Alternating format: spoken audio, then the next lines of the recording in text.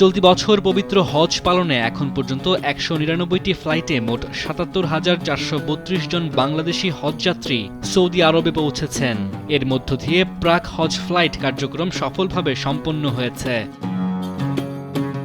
Saudi আরবের মক্কা থেকে বাংলাদেশ হজ অফিসের পরিচালক মোহাম্মদ লোকমান হোসেন এই তথ্য নিশ্চিত করেছেন। হজ বুলেটিনে বলা হয়েছে, প্রাক হজ ফ্লাইট কার্যক্রম সম্পন্ন হয়েছে। বিমানের পাশাপাশি আরও ২টি এয়ারলাইন্সের মাধ্যমে ৭৭,৪৩২ জন হজযাত্রী সৌদি আরবে পৌঁছেছেন।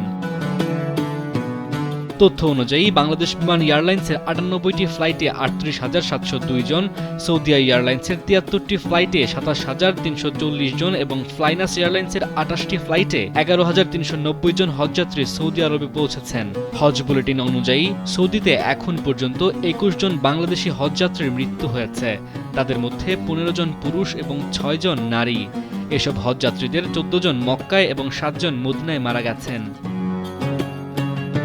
এবছর বাংলাদেশ থেকে মোট ৭৮,৫০০ জনকে হজ পালনের অনুমতি দেওয়া হয়। তাদের মধ্যে সরকারি ব্যবস্থাপনায় হজযাত্রী কোটা ৪,৫৬৫ জন এবং বেসরকারি ব্যবস্থাপনায় হজযাত্রী কোটা ৭৩,৯৩৫ জন।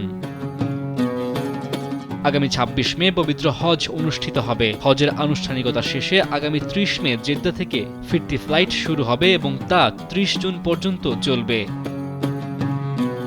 ডেস্ক রিপোর্ট, সময়ের আলো।